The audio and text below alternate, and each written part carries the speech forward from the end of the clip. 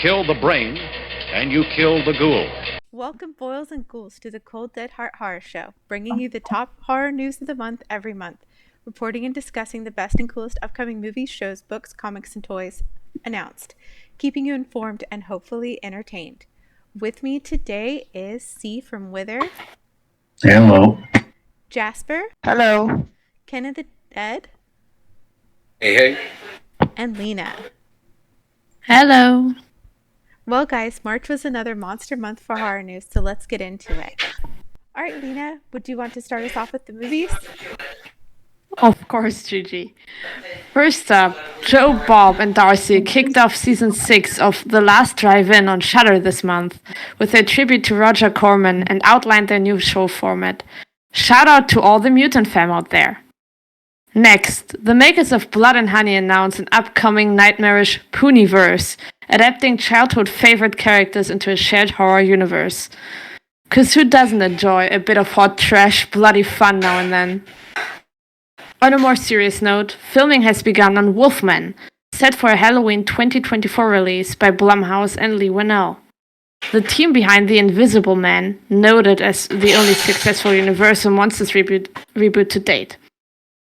Noting the box office failure of both Renfield and The Last Voyage. Horror queen Barbara Crampton announced that she will be producing a remake of 1979's Tourist Trap. Not much is known yet, but you can be sure we will be keeping an eye on this one. Lionsgate also dropped the full trailer and poster reveal for their Crow reboot. Yeah, that happened. Just 3 days ago, A24 released our first official trailer for Maxine, written and directed by Ty West. And just like the previous installments, it looks like we're in for a wild ride. Lastly, and to end on a high note, we got the teaser, full trailer and poster reveal for the long-anticipated Alien Romulus. Now this looks good. Director Fede Alvarez said he had meetings with both Ridley Scott and James Cameron before finalizing his vision, which I think is very cool. Well, that's all about horror movie news. Back to you, Gigi. Thanks, Lena. All right, let's jump over to horror books and comics with Ken of the Dead. Thanks, G. All right, nerds, let's talk some comics. A new title has been added to the Universal Monsters Skybound Entertainment lineup from Image Comics, Frankenstein, with superstar writer and artist Michael Walsh, one of my personal favorite creators. This series, much like Tynion and Simmons' Dracula, will run parallel to the classic 1931 Boris Karloff film, exploring the unseen corners of the movie. As teased last month, Creature of the Black Lagoon Lives was also announced, but with very little info, other than the amazing creative team of Ram V and Dan Waters. Now we have the full write-up. Years after the events of the original film, journalist Kate Martson hunts a notorious serial killer in the heart of the Amazon. Hot on the trail of this madman, she soon encounters an unexpected new threat. But is it friend or foe? Or is it simply the creature from the Black Lagoon? These two are currently working together on the One Hand and the Six Fingers project at Image Comics, and they make for a really epic writing duo. Tenement by Jeff Lemire and Andrea Sorrentino wrapped up their 10-issue interdimensional miniseries this week. It's part 4 in the Bone Orchard Mythos epic. Consistently one of my top recommended horror comics for like an original concept. Starseed is their follow-up in an ongoing series, and that's going to launch in the summer. I'm really looking forward to that. Over to the world of books, the team behind the legendary In Search of Darkness documentaries have announced an 80s horror coffee table book that looks fantastic. Everything you loved about the documentary at your fingertips, with exclusive behind-the-scene photos and stories about your favorite 80s horror movies. That about wraps me up for March. Back to you, G. Thanks, Ken. Okay, Jasper, what's happening in the world of horror games? Okay, let's start with Chilia's Art, a Shinkansen Zero. If you don't know Chilia, it's a small indie company of two brothers who have released a total of 21 games, and they've grown quite popular because they go for a PS1/VHS style effects. Their latest story is perhaps one of the scariest. One late night, a man is travelling on a Shinkansen, which is a bullet train, to Tokyo. On the train, he encounters a young boy who wants to play a game with him. The man soon realizes that each cart is filled with anomalies, and it's his job to find out whether or not the car has them. Once he reaches the end, he will stop the train and end his nightmare. But the question is, why is all of this happening, and why must he play the game? Moving on, we have another amazing game which relies on your mic. If you scream, you lose. This game is called Silent Breath. Unpredictable horrors lurk around every corner, forcing you to find the missing people who desperately clinging for survival. You start the game off as a young officer visiting a crime scene in the forest. You find yourself in front of a small cabin littered in blood, body parts, and crime scene tape. But as you step foot into the cabin, you're transported into a forest of nightmares, and it's your mission to find the other 5 bodies. And I have a question for you. Have you ever played Lethal Company? I haven't. I hear a lot of people talking about it on the Discord. It sounds really cool, but I have not got into it now. Okay, so we're going to move on to another game. Basically, Lethal Company is a multiplayer game where you have to land on moons to scavenge for scrap. But each moon has its monsters you have to escape from. The monsters are all different and remind me a lot of like CSP, especially with a popular monster, which if you look away from it and turn back, it's suddenly closer to you. Well, a new game has come out, which I've done research on, called Content Warning. The concept of this game is absolutely brilliant. It's essentially Lethal Company, but instead you go to abandoned places and film clips to upload to a place called SpookTube. In the game, which means instead of running from the monsters, you try to create fun content by messing with them, dying to them, etc. I actually read quite a few reviews on Steam, and one of them said it's SpookTube but live leak. And actually, I'm really looking forward to watching content generated from this game, and I have it on my wish list. Nice. Moving on, we have another fun little game called Night Bus. Night Bus is a thrilling public transport simulator that costs less than a bus ticket. It's your first night in the job. You pick up passengers, take their fares, and enjoy the beautiful countryside. But please ignore the one that has no eyes. With each passenger you pick up, scary and more creepy things happen. For me, I really like this game because it's another fantastic indie horror which has come out. And with the indie horrors, it's quite a saturated market. So to find gems is very hard, but I really do hope that more people play this. I haven't seen a lot of content for it on YouTube, but I do hope to see more in the future. And lastly, we have the anticipated release of Alone in the Dark. This game is set in Gothic America South in 1930, and the game follows Emily Hartwood with the help of private investigator Edward Carnby. The two travel to Dorsetto Manor, a home for the mentally fatigued, and upon discovering that her uncle Jeremy is gone, they begin to encounter strange residents, portals to nightmares worlds, dangerous monsters, and a plot of rising evil. With this game, you can either play as Edward or Emily to uncover the mysteries from 2 different perspectives and completely different cutscenes and levels. This game is actually a reimagination of the classic 1992 horror survival game. And that's it for news for March on video games. Thanks so much, Jasper. Those sound amazing. All right, see what's new in the world of horror collectibles and conventions. Well, thank you, Gigi. So let's get this train rolling. So after McFarlane Toys revived their Movie Maniacs line, it now looks like that they're going to be bringing back their Music Maniac line too. And they're going to be kicking it off with none other than the rock horror legend Alice Cooper. So this stage is ready. Bloody Sure Cooper will stand at 7 feet tall, which is a little over 2 meters, and come with all the bells and whistles normally expect from McFarlane. A launch for pre-orders was set for March 22nd, so if you're a fan, you better get on it. Then we'll move over to the HorrorCon scene. So a little bittersweet news from the horrific House of Barker. Clive announced this month that his days of attending fan conventions was coming to an end. So in 2024, it'll be the last year he plans to meet fans for signings, photos, and one-on-ones. But the good news for all the Twisted Clive Barker fans out there is that Clive plans on diving headfirst into a ton of new projects in writing, film, and television. So while our days of meeting or seeing the legendary horror creator face to face are coming to an end, it sounds like there will be years of sadistic pleasure to come. Lastly, we'll move over to a Bruce Campbell themed festival, aptly named Bruce Fest. So this month, it had a virtual event as well. On March 24th, the main attraction saw the legendary horror movie actor Bruce Campbell give an acting masterclass where he relived some of the most famous scenes from his career, and he was able to share some fascinating stories from his decades of beloved films and TV roles.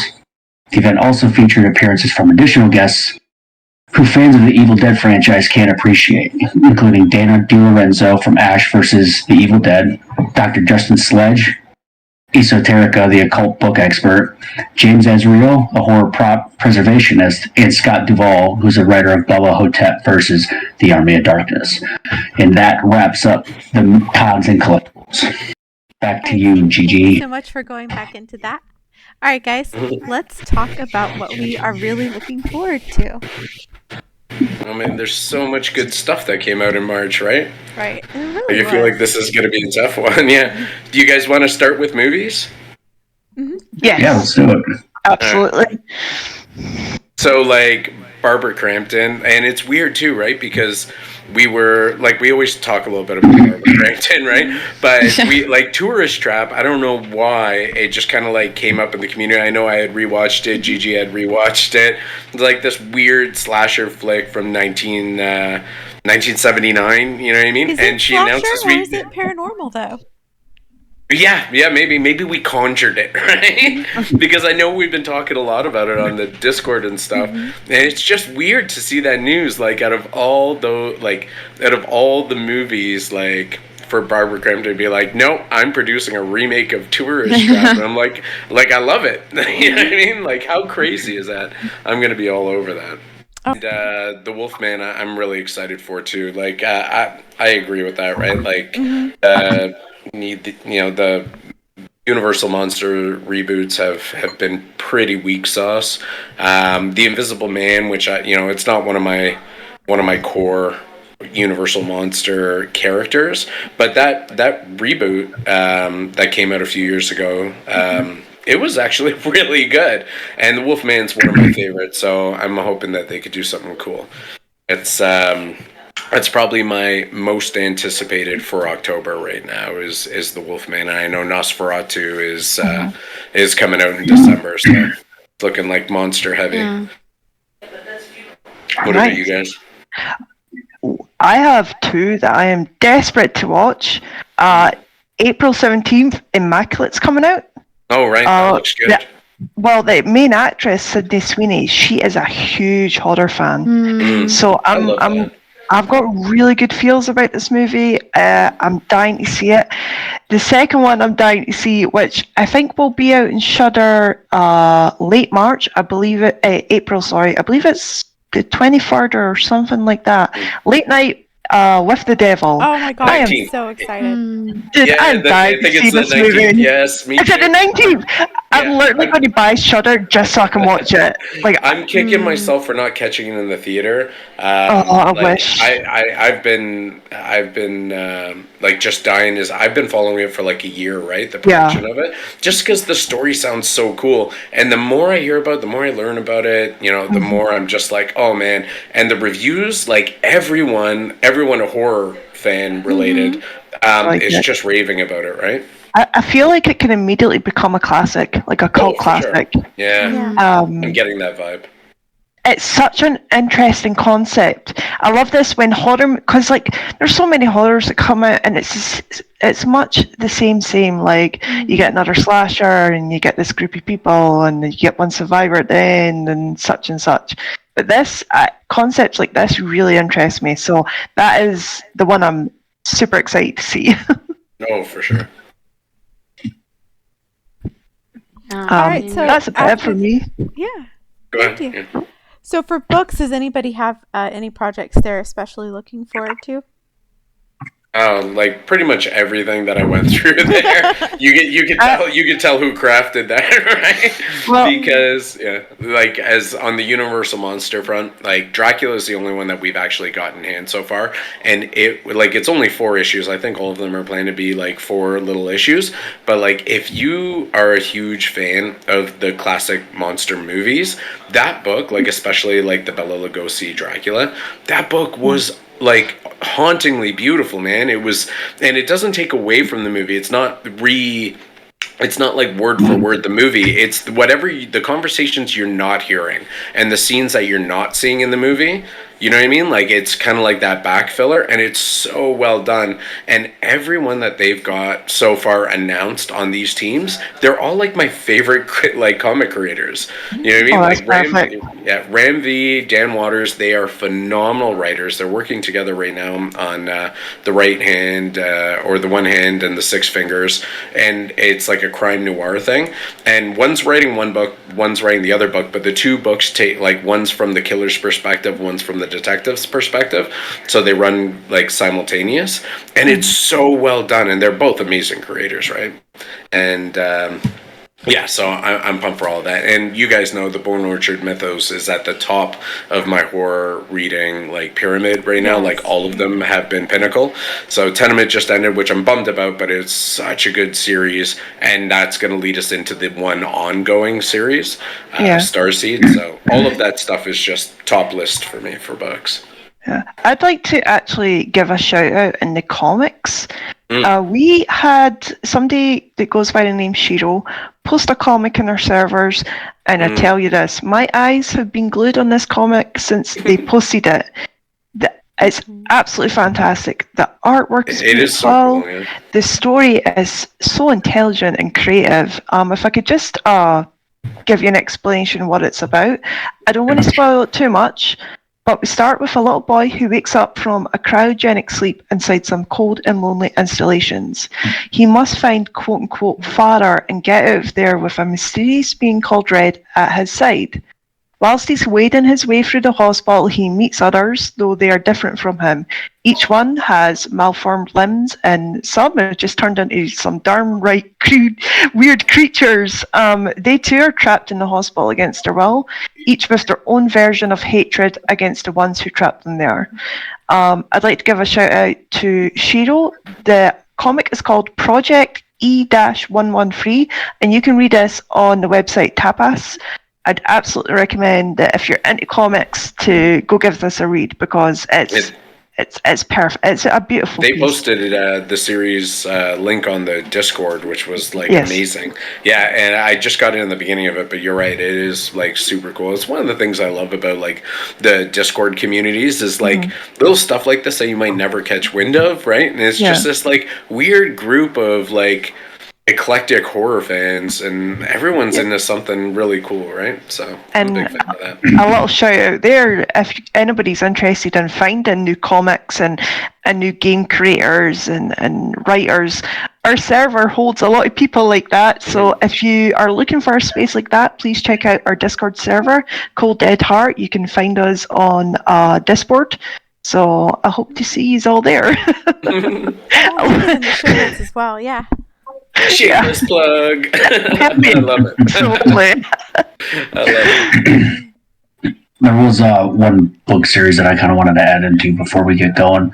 Or moving on to the next topic. So there's this pretty, I wouldn't say they're a new author, but they're kind of new, like a newer known author. So their first book, and it's a trilogy, so they have 3 different books. The first one was My Heart is a Chainsaw, came out, I believe, last year, the year before. Their second book, The Angel of Indian Lake, is the second book, and then they have another one. They already have a title for it, Don't Fear the Reaper. It's a trilogy slasher novel about a small woman from Idaho who, it sounds super intriguing to me, and I'm really excited to pick it up because it sounds kind of like a Slumdog Millionaire-esque, right? So she uses her obsession with horror to save herself throughout the trials and tribulations that she goes through through the series. So it's the concept of it, I think, is super outside the box, and that's by Stephen Graham Jones, if I didn't say it already. And the second book in the series just came out March 26th, so I haven't got my hands on it yet, but I'm looking forward to it. I have opened up Google and I'm going to bookmark this because that sounds insane. Like having a character use horror knowledge to survive, that is such a cool concept. That is very cool. We've had this before with the likes, was it Scary Movie? But it'd be cool to have like an actual proper dark horror movie where they've got to think about all the movies they've watched and how to survive. I'd love to see that on a movie or TV show. That almost sounds like I like that. Yeah, it's a goofy horror movie, but if you on Shudder, there's Rad Chad and Rad Chad's Revenge, and it's so like self-referential, and they nod to all of these different horror projects and movies, and it is so fun as a horror fan to watch that. Okay, I'm gonna have to watch this. Yeah, they're great. It's fantastic. I have to say, before we move too far away from books, I'm going to throw this out there. There's a Kickstarter campaign for like a 10-year plus favorite horror zombie graphic series that I've been following, and as of today, as of recording, there's 3 days left to back it, so by the time this airs you might have missed it, but I gotta throw a shout out because one of my favorite artists is co-creator of this. It's Mark Kinwell, Nat Jones, who I just adore his horror art, Jay Fostos, and Jeff Zorno. The series is called 68, which is it's a zombie series, a horror zombie series, which mostly takes place in and around the Vietnam War, so like Vietnam, Cambodia, but there's side stories that take place in the US and in Canada and stuff, and in Europe, but the 68 is actually a nod to George A. Romero's Night of the Living Dead, the year Night of the Living Dead came out. But it's like this global apocalypse that happens during the Vietnam era. Vietnam War era. The art in it is fantastic. The stories are gruesome and terrifying and kind of fun at points. So just it's been one of my favorite series that not a lot of people talk about, and now the 4 core creators have gotten together to do this Kickstarter omnibus, which is the first time all the miniseries have been put together. So I had to give those guys a shout out because I love that series. I think I read on there that it's over 900 pages. Yeah. Wow. Yeah. Yeah, they started with a couple of one-shots and then a 4-issue miniseries, and it's just a couple of horror fans that that had a bit of talent and 2 writers, 2 artists, and got together and made this book. And I think it was a hard sell for them at first, and they picked up this like small cult following that's just kind of grown over time. But it's like there's no ongoing series to it. It's just a series of one shots and 4-issue miniseries, but they all take place in the same universe. Yeah, very, very cool. And just some of the best horror art you could get. Like this, like I know Walking Dead was the one that went really big, but this series was like my Walking Dead. So, but before 68, my favorite zombie book was Dead World by Caliber Press, like small indie book. I still think that's like top notch. But in more like modern times, 68, man, that's where it's at. I need to get into comics more. I got into one, I don't know if you've heard about it, Red Room. Oh yeah, the Ed Piskor. Oh man, yeah. We lost him this week. Which, full disclosure, we're recording this in April, so. But we'll talk about that on the next news cycle, Ed, because I think he deserved a lot more attention and praise than he got.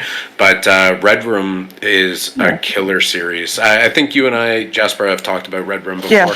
Yeah. I have the posters hanging up my wall and everything. I love Red Room. Yeah. Oh, it's fantastic. Yeah. Yeah, he's got a couple of shoot-offs of that are equally as good. You guys are going to have to teach me your ways so I can get into horror comics. You know what I love about horror comics, honestly? It's the bells and whistles and the hoops that people have to jump through to get a new idea, say, into live action, like in a movie or TV, it's like it's a gauntlet of money people that are not interested in art, aren't interested in story, they're interested in how they could sell it. And when people invest money in something, they want to invest knowing that they're not making a piece of art that's going to be cherished and loved forever. They want to know they're going to get a fast, big return, and that's it. So they modify and they modify and they modify, and by the time any pure art hits our eyes on screen, it's gone through so many money people, right, and so much red tape that we never get the pure art. Comics are just one or two passionate people throwing an idea together, and they read. I'm a visual person, so they read very much like a movie or a TV show, right?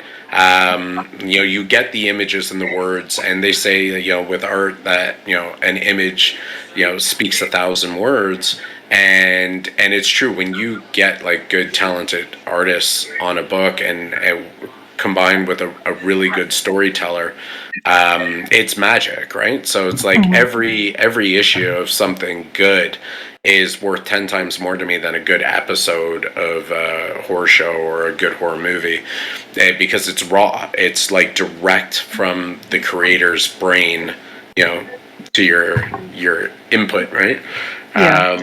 So I'm a big proponent, and they're underpaid. No one makes big money off of comics as independents, you know what I mean? A lot of times these guys put more money into promoting their work than they're ever going to make off of it, but they do it for the love, and that jives with me in a big way.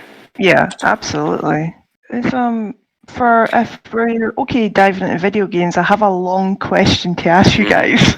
Sure. So, we all know that when a remake for a horror movie comes out, it is held on a high pedestal. For example, say there's a new remake coming out for Hellraiser, and everybody's like, I hope they don't change too much. I hope they keep with the vision. I feel like I'm living in 2022 with this conversation. Yeah, and it's like, I hope they don't divert from the vision too much, and that they still get that vibe that we did with the first one. Now, when that comes out, I liked Hellraiser, I'm just using this as an example. Say this came out, it got critiqued because people, they don't like it, they don't like the fact that they've made changes and it's not what they loved. I want to ask you, how do you feel about video game remakes? Because I'm speaking for Alone in the Dark. It was a 1992 classic. They've remade it. They've remade like a lot of the Resident Evils, Dead Space, Fatal Frame. Do you think horror remakes are held on a high pedestal, such as horror movies? I'm not like a super good person to ask, because I don't get me wrong, I love horror games, but like with books and movies, I feel more of an attachment to. And I guess games in a lot of ways are like one and done to me. Like I'll be obsessed with it for like a couple of months, and then maybe never think of it again. If someone said that they're going to remake Left 4 Dead, which was a big game for me, right? I'd be like, cool, I'll check that out, right? Like there would be, and now someone says they're going to remake The Crow, and I'm getting out the pitchforks and torches. Yeah, that's such a huge difference there. Yeah, it's such a huge difference. Gigi, you're huge into games. What do you think? I actually really like the remasters. I look forward to them every time that they come out, and I don't think it's quite the same, because with a movie you're really exploring like an artistic vision and stuff like that, and I don't think we're at the point in the video game industry where they're like completely revamping.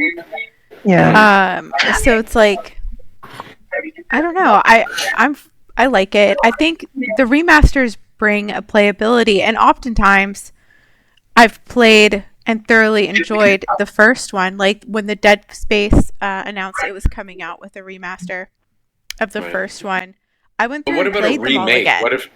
What if a new developer was like, we bought the rights to Dead Space and we're going to completely remake it? Would that? Well, I mean, I feel like that happens all the time anyway already. I mean, look at like Mario. How many Marios are there? Oh God. Yeah, I mean, I don't know.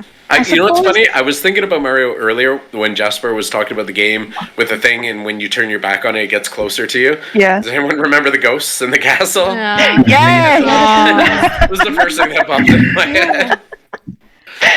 Sorry. I suppose. Again, I'm going to use Hellraiser as an example. With the new Hellraiser that it brought out, Hellraiser was now changed into a woman. The gender changed Hellraiser.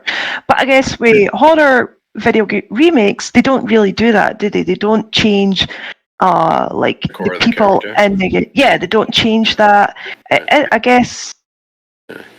And like, I guess I guess what the question is, if they did, would it bother you the same way it does with the movie? I also got to throw in for just anyone who doesn't know, and I'm a huge Hellraiser fan. Like, that's no surprise. I talk about it all the time. And I love Doug Bradley. I think he's a legend. But technically, he was the gender swap. That character in the book, The Hellbound Heart, was described as a female. So when people were like chirping about Jamie Clayton in the new one, gender swap, they were saying, I'm like, no, not really, right? Like, because the character was originally written as feminine.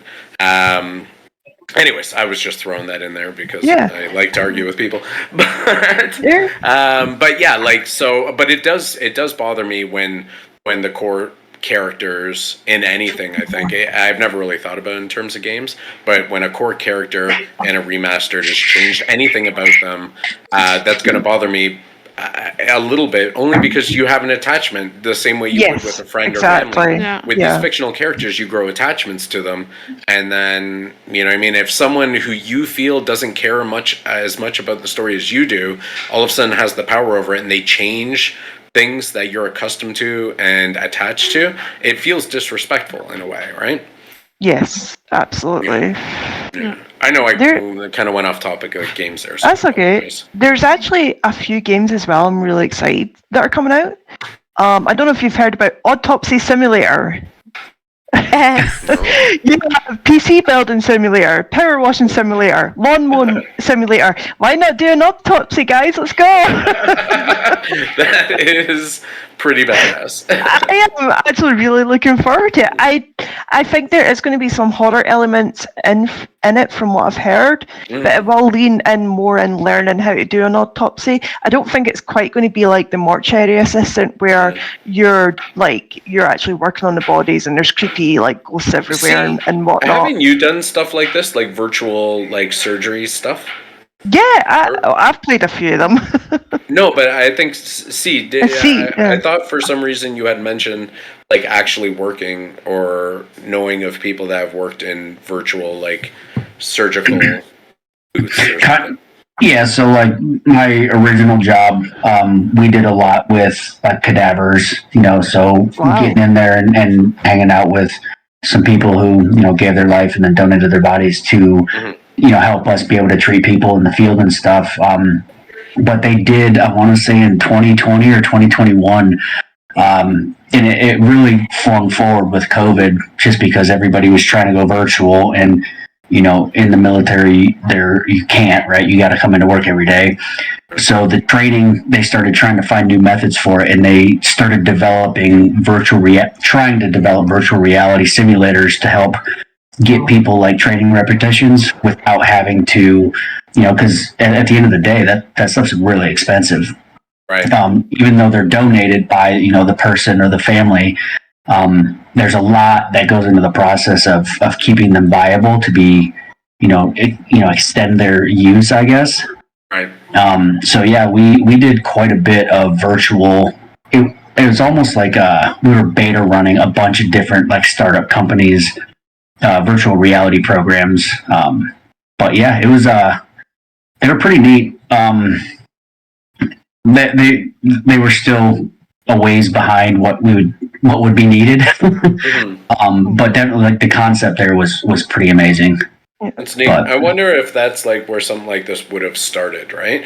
Like military or medical use, and then someone just kind of adapted the what's it called? Like the matrix of like a game model. Yeah, I mean, like whatever, adapted the Matrix for like a game for fun. I'm just gonna use Matrix because that's in my wheelhouse. There's one more game. I don't want to go too far down the list because I'd like to keep some for the next episodes. I am hyped for Killer Clowns from Outer Space, the game. Hell yes. I was waiting for a break for someone to mention that. Yeah. My God. This is, I think it's going to be very much like Dead by Daylight. Like people against the clowns. Yeah. I mean, I don't know how well it's going to do. We've had games come out in the past, such as Ash versus the Dead, where it is the asymmetrical, is supernatural against the people. We have Texas Chainsaw Massacre, which unfortunately has actually gone really downhill lately. Really? Even though they have had a release of a new character, they've got maybe under 7,000 people playing on. That's disappointing. I heard Barbara is, just jumping back to Barbara because we'll probably do that from time to time.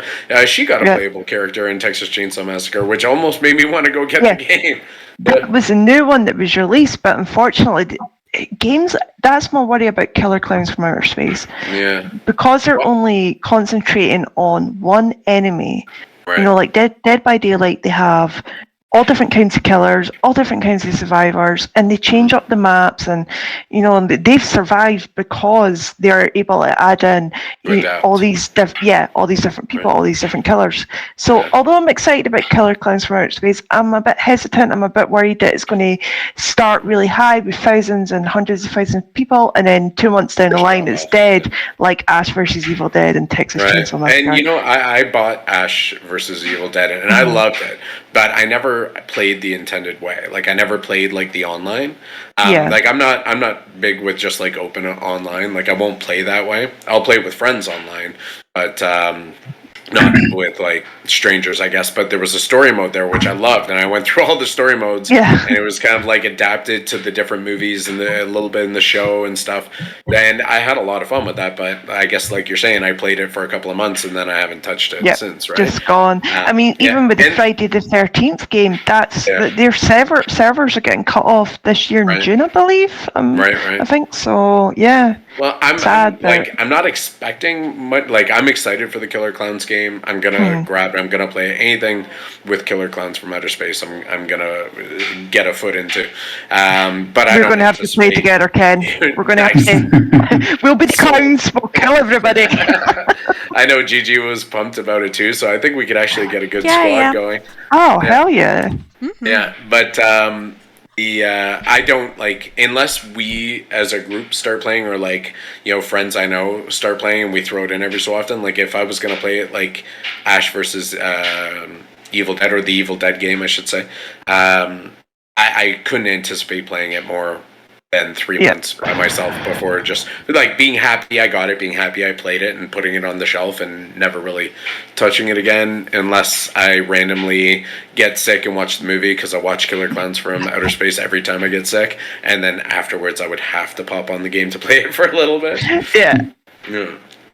But yeah, it does. It looks like a lot of fun. Oh, absolutely. You know what we never talked about on movies? Did you guys watch that Alien Romulus trailer? See, tell me you watched the Alien Romulus trailer.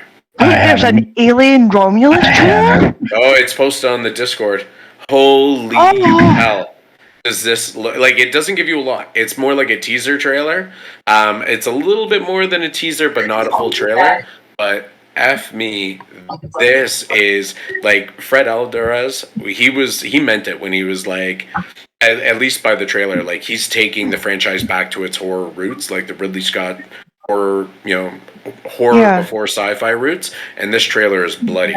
Like, I have the trailer on. Good. Like if they're using this to like advertise the movie to show people like this is the Alien universe that we're doing right now, I'm like all in. Like, but I just saw director of Don't Breathe and Evil Dead. This is going to be gory as heck. Yeah. Oh yeah. This is Fred Alvarez, man.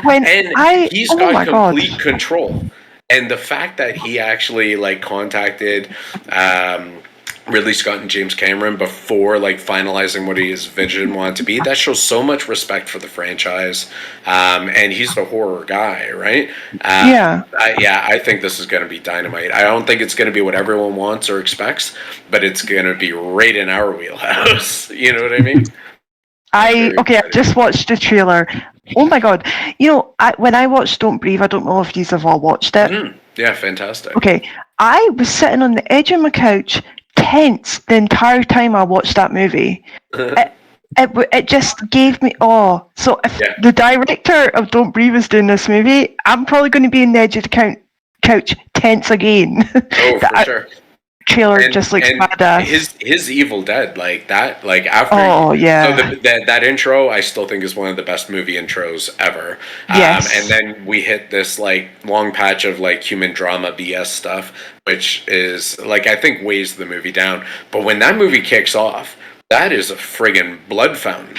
Yes, and the screaming in the background. Oh my god. Yes. Oh man. Whoa. I was like looking around knowing that there was no one around me that would be as excited as me, and I was just high-fiving myself when I watched that trailer. Okay, let's high-five, Ken. Let's go. Virtual high-five. High-five.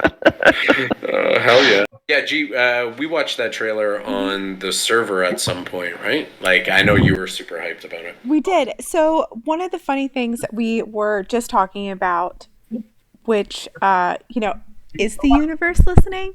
But the need for like a crew movie where it's dynamic and also a little bit claustrophobic, and it's not. I feel like we've had so many sort of family dramas in horror lately. Yeah. And we did have like a renaissance in like, the late 70s, early 80s, even like in a patch in the 90s of these crew-based horror movies, right? Like sci-fi horror movies. I love and that. It's me too. Like that's bread and butter to me. Mm-hmm. That that's what we grew up on, right? And it's true, it's been kind of lost. Mm-hmm. But yeah, and I'm getting the vibe from this one. Me too. I love that you put that in perspective. Yeah. And I'm loving the sequence of the trailer that they've released. I think it builds momentum without giving too much away. I hate it when a trailer just like dumps everything on you and you're like, oh, okay, so that's the best part of the movie. Great. Yeah. That's why I don't watch 100%. Trailers anymore. It just gives so much away. Yeah.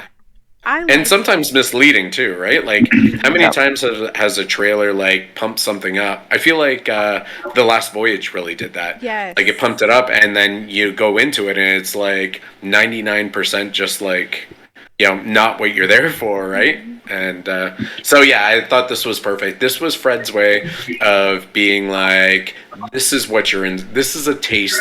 I don't even know if that scene's going to be in the movie. You know what I mean? This is just a taste. This is to let you know if you're going to be invested in this, right? And high fives all around because I'm sold. Watch, we're going to 100%. And it's going to be like, this is Aliens Gardening. Welcome. Tending to the eggs. Yeah. The crappy part is I would sit through the whole thing anyway. Yeah. I would too. Yeah. Still aliens, right? It's still. So I am bummed. I'm super bummed and like very excited at the same time about the Clive Barker news. So I've met just about every single person in the Hellraiser franchise. Like that's my wheelhouse. That's my number one franchise. Books, comics, collectibles, film, obviously.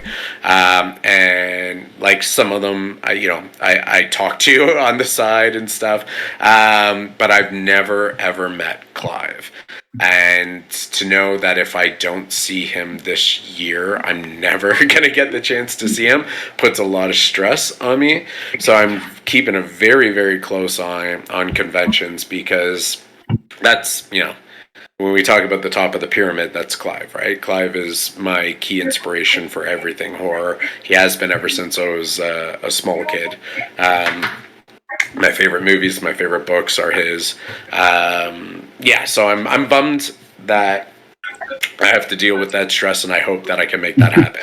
On the flip side, I absolutely love the fact that he's like coming out swinging with, I don't have time for conventions anymore because I'm going to be working on movies, more books, and TV shows. I'm like, yes, everything I've ever wanted is going to be, tossed in my face soon, all from the sadistic house of Clive Barker. So I'm very, very excited for that. I think it bodes very well for the future of Barker-esque horror. So, it's kind of bittersweet a bit to me. But it does add a lot of stress to my year, I'll tell you that. I know that. Sorry, honey, we're not taking vacation this year because I've got to go to some little town in the middle of the U.S. to meet Clive Barker. I know that if you get to meet him, we're going to wake up one morning, look at the Cold Dead server, and I'm like, hey, it's me, Ken. Here's 170 pictures of every angle of Clive Barker and me. Yep. Like at every angle. That would 100% happen. I really do. Or I'll talk him into giving me some kind of handler job where I just follow him around and get him coffee and stuff. Because I would do that shit for free.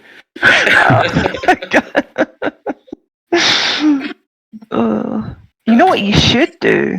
And I've had people do this when they meet celebrities. Take a marker and I don't know if you're into tattoos, but ask them to do you signature or a little doodle on your arm. I've got a lament configuration tattoo on my wrist. Well, ask him to doodle something on you and then go get it tattooed. Get it tattooed on? I've never done that, but I've thought about it a bunch of times.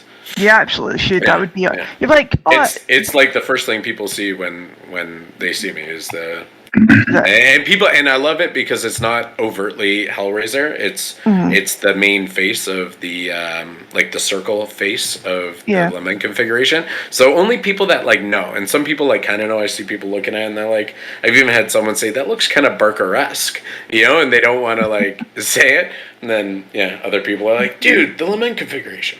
Yep.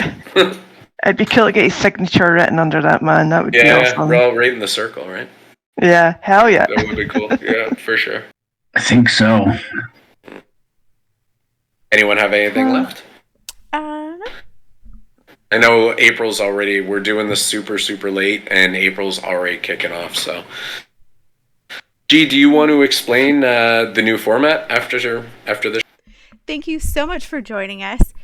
We appreciate all of you coming with us on this journey as we figure out how to do the podcast and to work through how we want it formatted and what works best. And one of the things that we really want to do is keep bringing horror news to you.